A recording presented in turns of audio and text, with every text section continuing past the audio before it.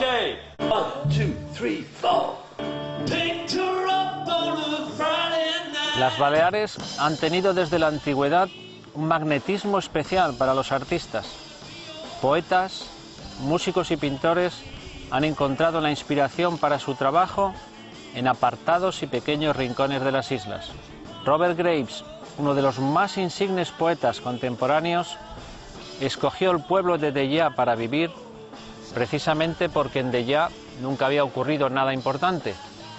Pero lo que no podía saber Robert Graves, cuando se instaló aquí, en esta pequeña localidad de la Sierra Mallorquina, es que Deià se iba a convertir en el epicentro fundacional de la psicodelia británica. La Pamboli Band, una banda formada por los hermanos Graves, Juan y Tomás y David Templeton, es el último testimonio en activo del gran momento musical que vivió Deià en los años 60. Kevin Ayers, uno de los fundadores de Soft Machine, vivió en Deià y tocó con la banda en muchas ocasiones. En algunas de ellas también se pudo escuchar la guitarra de Joan Bibiloni. Bibiloni es uno de los compositores músicos más importantes de Baleares. En los 60 acompañó a la Kevin Ayers Band. 15 años después de que Kevin Ayers abandonara Mallorca, se reencuentran en Deià, donde Kevin recuerda aquellos inolvidables días. Kevin, ¿cómo fue que un inglés como tú vino a vivir a Deià? Pues fue una cosa interesante porque estuve amigo con Robert Wyatt en una ciudad en Inglaterra que se llama Canterbury. Él fue amigo con familia con Roberto Graves, no sé cómo.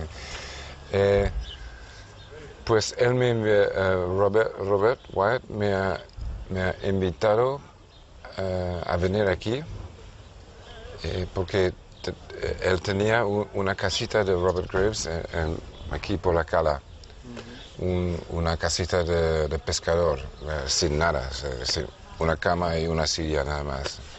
Pero fue para mí un paraíso. ¿Y aquí en Deià con quién te encontraste y cómo se formó Soft Machine en los primeros años 60? Hemos conocido a Mike Radish antes en Canterbury. Yo he venido aquí, he encontrado un tío que se llama David Allen, que hemos cambiado las ideas para hacer un grupo juntos. La cosa más importante es que he llegado aquí un hombre que se llama Wes Brunson, que un americano con dinero, pero muy loco. Me han dicho que si necesitas dinero para hacer un grupo, para continuar estas ideas y la música, yo puedo ayudar. Hemos dicho sí, muy bien, sí, claro. Y con eso hemos comprado los instrumentos y amplificadores y hemos empezado a ensayar. ¿Deià cómo era antes? ¿Era un sitio mágico, maravilloso para vivir? Mágico es la palabra. Yo cuando he llegado aquí por la primera vez había una energía de creatividad fenomenal.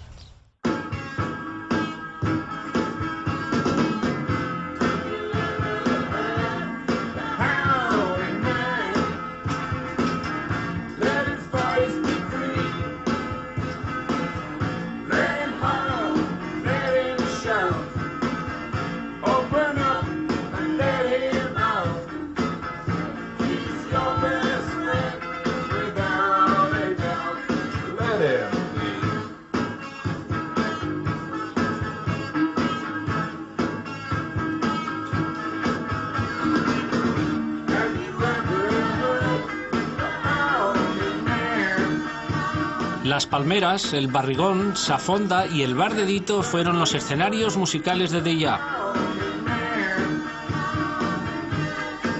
Dito, el dueño del bar, llegó a grabar un single con su grupo, The Four Wind and Dito. Hombre. Hombre, Tito, más cerveza. También esas botellas. Sin alcohol. Dios.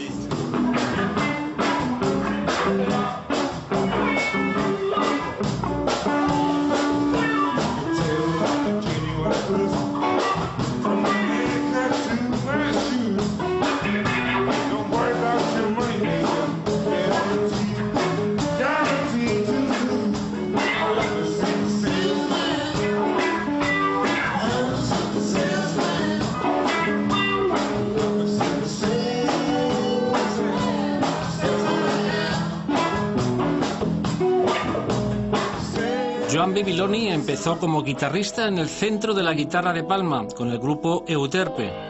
El Centro de la Guitarra era un lugar de encuentro de músicos, escuela y café cantante en donde se podía ver y escuchar a Milani Bibiloni o Los Zebra, entre otros muchos grupos musicales. Fue una escuela maravillosa. Y también yo compararía lo de Zebra, en mi caso, y lo de Pepe, al Centro de la Guitarra también. Estas tres cosas han sido el conglomerado de donde yo he podido chupar. Y de ya. Sí, como pero diría... centro mágico. Sí, de ya también, pero yo estaba en el Centro de la Guitarra cuando nos fuimos a de ya. Y venía mucha gente de ya, es decir, venía Tomás Graves, sí, venía Tomás, venía John Fisher, venía mucha gente ahí. Y a raíz de eso nos fuimos hacia de ya.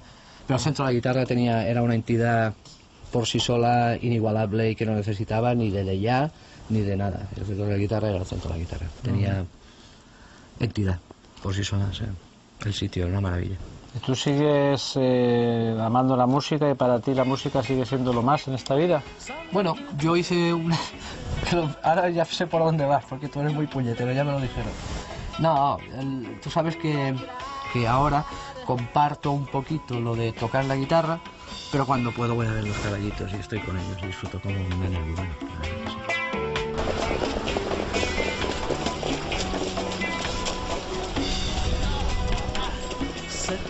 Teu somriure enmig de sa gent quan va passejant carrers tots són com sempre.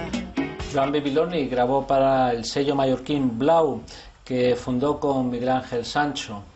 Miguel Ángel, ¿cómo era la escena musical de los años 60 cuando tú y Joan Bibiloni y otros muchos músicos mallorquines empezasteis a ir a conciertos? Sí, había muchísimos grupos locales que, gracias a esta gran demanda de las salas de fiesta, y que además los hoteles en aquella época ofrecían a sus clientes música en directo, entonces casi todas las noches había grupos tocando. Esto pues forzó a crear muchísimas bandas.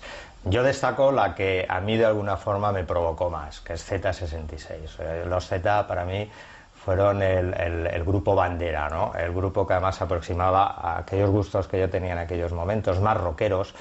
Luego había bandas como los Beta, había otras bandas que tenían doble cara. Tenían la cara del hotel o de la sala de fiestas haciendo covers, haciendo los temas de éxito, los hits, y luego los veías tocando a lo mejor la misma noche, pero más tarde en un club, haciendo sus propios temas o tocando temas pues de los Rollins, tocando temas del rock internacional, ¿no? Por lo tanto teníamos una oferta muy variada, pero yo te digo, el grupo para mi bandera eran los Z66 y siguen siéndolo porque todavía sigo escuchando su música.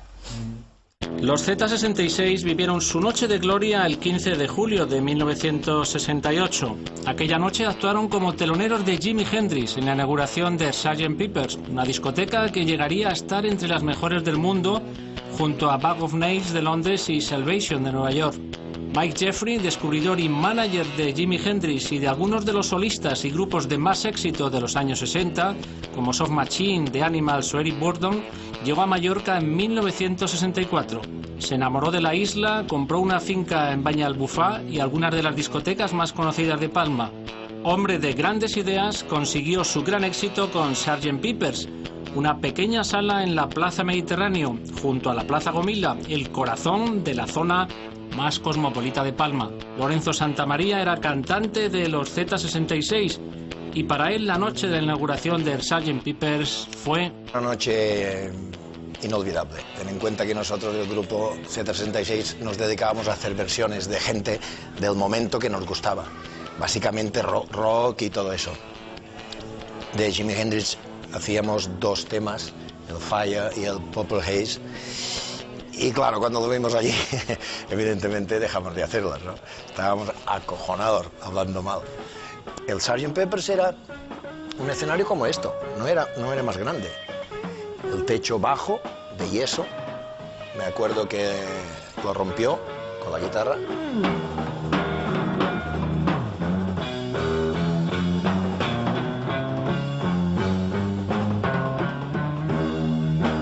En el éxito de Mike Jeffrey tuvieron mucho que ver algunos viajeros de la noche que aportaron su experiencia a las ideas del inventor de Sgt. Pepper's. Joan Manera trabajó como administrador de Jeffrey. Patricia Linick tuvo una relación muy personal con Mike. Trabajó como su secretaria. José María Forteza era un conocido empresario de salas. Fue socio de Jeffrey en esa aventura. Mike Jeffries y Chas Chandler eran los managers de Jimi Hendrix. Chas Chandler era el batería de los Animals. Y claro, ellos también querían promocionar a su artista y de paso promocionar a la discoteca que estábamos abriendo. Entonces hicimos un trato, porque el trato fue que los invitaríamos a todo el grupo, a Jimi Hendrix y Experience, que era el grupo de Jimi Hendrix, a pasar un mes de vacaciones en la isla. Alquilamos una casa muy bonita, les alquilamos una canoa, un par de coches y tal, y estuvieron aquí pasando sus vacaciones, con la intención también de hacer algún bolo en la televisión española, en Barcelona y tal. Aunque después no se hizo, por causas desconocidas, hubo un veto a la actuación de Jimi Hendrix y no hizo el bolo. Pero sí actuó 3 noches en mi discoteca. Me han dicho que nunca en Mallorca ha visto algo semejante, todo el mundo peleando para entrar y no ha visto nadie como Jimi. Él era un éxito por todo el mundo y para ver a alguien tan grande aquí en Mallorca y en un club pequeño, porque realmente aún es grande para Mallorca, en esta época era pequeño, era algo semejante, es algo sin palabras para decir. Sgt. Pepper's fue muy importante porque todavía no se conocía la música rock en su base como la estaban desarrollando los Beatles en aquella época.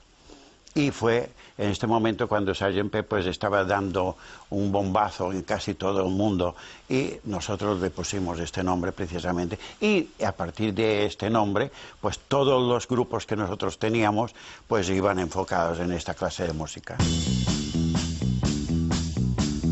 Patricia Linick nos dijo que las noches de Palma eran noches fantásticas, muy divertidas. Todas las noches eran como noches de carnaval. Palma fue el escenario para algunos de los artistas con más caché del momento. Jimi Hendrix cobraba 500.000 pesetas por actuación y el grupo de Animals solo era superado por los Beatles. Entre los españoles, los Bravos con Black is Black encabezaron la larga lista de artistas y grupos que actuaron en Palma. Pero esas noches tan brillantes se fueron apagando poco a poco. Los elevados costes de la música en vivo y la necesidad de salas más grandes llevó a los empresarios hasta los lugares más turísticos, cerca del mar. La Plaza Gomila y sus alrededores han quedado como testigos mudos y tristes de la época de mayor esplendor de Palma.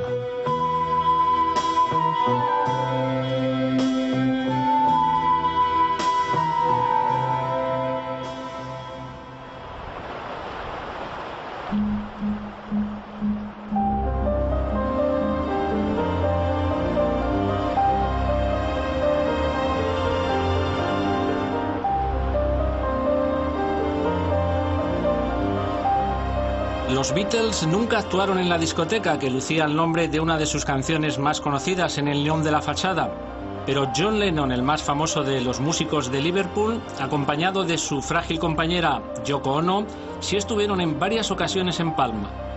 Llegaron a Calas de Mallorca como seguidores del Maharishi Mahesh Yogi, que daba clases de meditación trascendental. ¿Cómo conociste a John Lennon y Yoko Ono aquí en el Hotel América? Bueno, Yoko Ono la conozco menos, a John Lennon le conocí mucho más porque coincidimos que estamos haciendo un curso de meditación trascendental.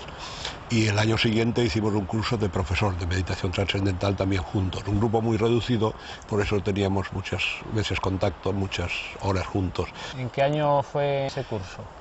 El primer año que aprendió él fue a principio del 69, que el grupo venían desde noviembre hasta abril y él vino los primeros de enero.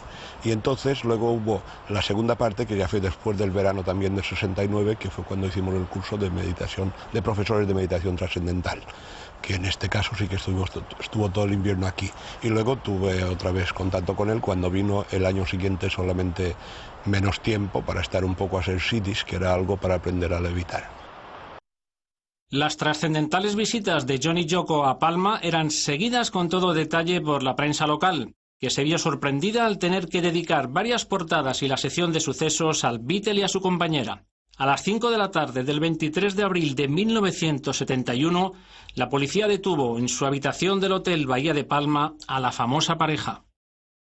¿Cuál fue el motivo de la detención de John Lennon y Yoko Ono en abril de 1971? Bueno, a raíz de una denuncia que se formuló en Santanyí, la parte de Santanyí, lo que ocurrió es que Yoko Ono había venido a Palma de Mallorca junto con John Lennon, y Yoko Ono, antes de casarse con John Lennon, había estado casada con un ciudadano norteamericano, señor Koch, y tenían una niña de unos 7 años.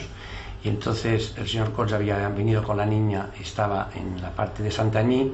Entonces fueron a ver la niña, parece ser, en un colegio, y entonces la recogieron y la llevaron a Palma. Y entonces posteriormente el señor Koch lo supo y formuló denuncia ante la Guardia Civil de Santanyí. Camino de la comisaría ocurrió una anécdota entre John Lennon, Yoko Ono y los periodistas que cubríais aquel traslado. El hecho de que yo tuviera conocimiento y de que de rebote aparezca en esa fotografía es debido a mi relación con los inspectores de policía, pues me permitieron que les acompañara a por ellos al Hotel Bahía. Yo llamé a mi fotógrafo para que estuviera a la expectativa a la llegada en comisaría, y cuando bajaran del coche John Lennon, que no sabíamos si iba a venir John Lennon con la niña, pero en fin, cuando regresáramos a comisaría, que les hiciera una foto. Llegamos ante comisaría con el coche y no vi a mi fotógrafo. Y entonces pues me permití la libertad y los inspectores tuvieron la quiesencia que le dije: oye, no ha venido mi fotógrafo, vamos a dar una vueltecita a la manzana esperando a ver si aparece. Dimos la vuelta a la manzana, volvimos allí, entonces lo vi al hombre despistado que estaba en una acera, bajamos del coche y como yo iba justo a la izquierda de John Lennon, pegadito a él, yo pensé, si ahora levanto los brazos y empiezo a hacer señas al fotógrafo desde lejos, que son estos, aquí en este, me morderán, me descubrirá John Lennon. Entonces di un paso atrás y de ahí que aparezco en la fotografía con el dedo extendido señalando a John Lennon, y dio la vuelta al mundo. Desde los teletipos de la agencia EFE la noticia llegó a las redacciones de los diarios ingleses. La policía española detiene al más carismático de los Beatles. ¡Increíble! El asunto se cerró con un acuerdo entre las partes. Esa noche John Lennon y Yoko Ono volaron hacia París. Kevin Ayers había regresado a Deia con su novia Kristen en 1979. Compró una casa en el Schlot, cerca del Banana Moon Observatory, el estudio que había construido David Allen con dinero prestado por Richard Branson. Siguiendo los pasos de Allen y Kevin, otros músicos llegaron hasta Deia. Pau Riba grabó su disco Licors en el Banana Moon. Mike Oldfield actuó con Kevin y el grupo local Saltrabanda en Safonda, pero eligieron Formentera e Ibiza para vivir. Otros, como Ollie Halsall, guitarrista que tocó en el grupo de Kevin, se enamoraron del pueblo y decidieron quedarse allí.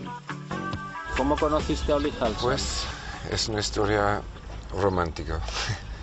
Estuve grabando en un estudio en Londres muy grande, se llama Air London. He visto a alguien con una guitarra. Y yo he preguntado, ¿usted es solista? Y él me dice, sí, ¿quieres venir para tocar conmigo? Dice, sí, ¿por qué no? He venido escuchando la canción 2 veces solamente, después he hecho un solo de puta madre. Pero tan rápido estuve enamorado de él inmediatamente.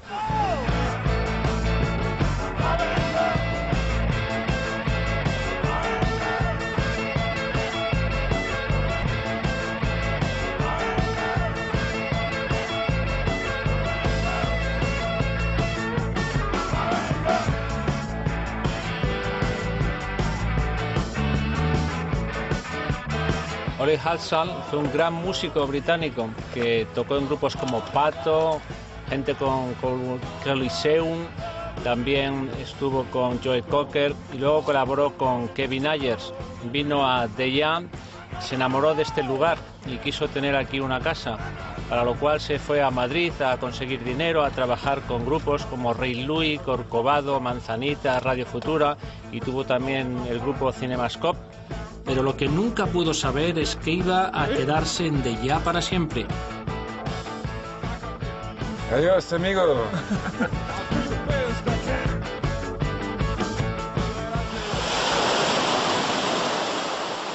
A Nico la conoció el público español gracias al anuncio que Leopoldo Pomés realizó para Terry. La mujer que hipnotizaba al público con su aspecto divinamente sensual pero asexuado fue modelo de Coco Chanel, musa de Andy Warhol, actriz de Fellini, amante de Alain Delon, intérprete de Bob Dylan, Lou Reed, Jim Morrison y músico, compositor y cantante de la Velvet Underground. Nico vino a Ibiza para cuidar de su hijo Ari y trabajar en nuevas canciones, pero no llegó a realizar ninguno de esos deseos. El 17 de julio, el día más caluroso del año, 35 grados a la 1 de la tarde, Ari vio desaparecer a su madre colina abajo, pedaleando sobre su bicicleta, camino de Ibiza, donde pensaba comprar marihuana. Un taxista la encontró tirada en la carretera de Ses Figueretes. La trasladó a un hospital donde una enfermera la diagnosticó la insolación. Al día siguiente un médico la reconoció de nuevo. Nico había sufrido un derrame cerebral. Murió a los 50 años, el 18 de julio de 1988.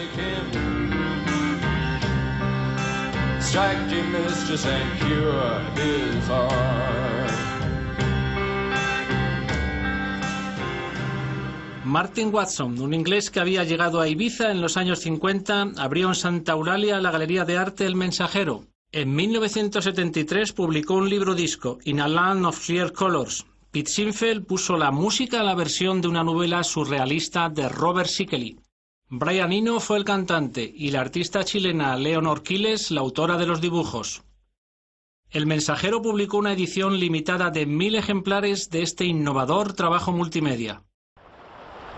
Otros muchos acontecimientos relacionados con el rock tuvieron como escenario el archipiélago balear. En Ibiza y Formentera se rodó la película dirigida por Bart de Schroeder, Mo. Una historia de amor que tuvo una cierta aceptación gracias a la magnífica fotografía de Néstor Almendros y sobre todo a la banda sonora que Pink Floyd compuso en 6 días. Can, el grupo de rock alemán, tituló Tago Mago, nombre de un islote balear, a su tercer disco. Camel llamó Selva, pequeño pueblo mallorquín, a una de sus canciones. Carlos Santana, para su obra Abraxas, eligió una pintura de Matty Clarwin, que vivió en Mallorca.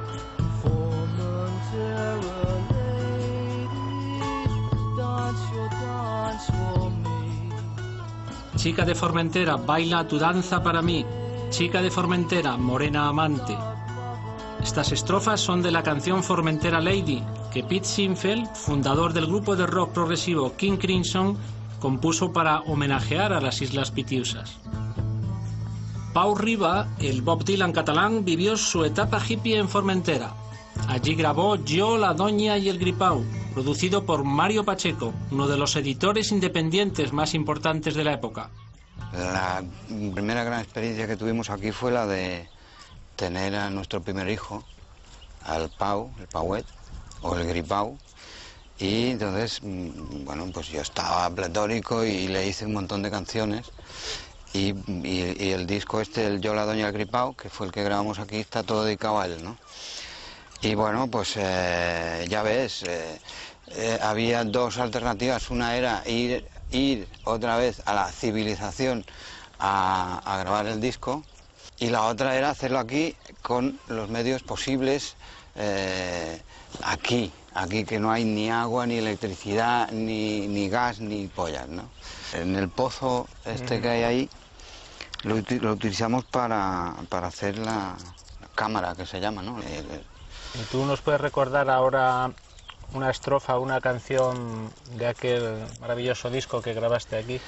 Sí, hombre, precisamente la canción de la que grabamos aquí en el pozo, porque no en todas utilizamos el mismo recurso o método, es una canción que se llama La vella d'Alfons del Pou, ¿no? Que dice la vella d'Alfons del Pou és morta de panxa en l'aire. La vella d'Alfons del Pou és morta mirant amunt a través de l'aigua. Però els seus ossos són ben vius sota el fang que hi ha sota l'aigua, entre closques de cargols, d'escarbats i de sargantanes. La vella d'Alfons del Pou és morta sense esperança.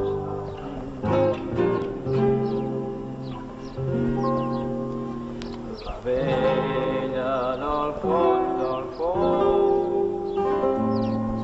és morta mirant la llum a través de l'aigua.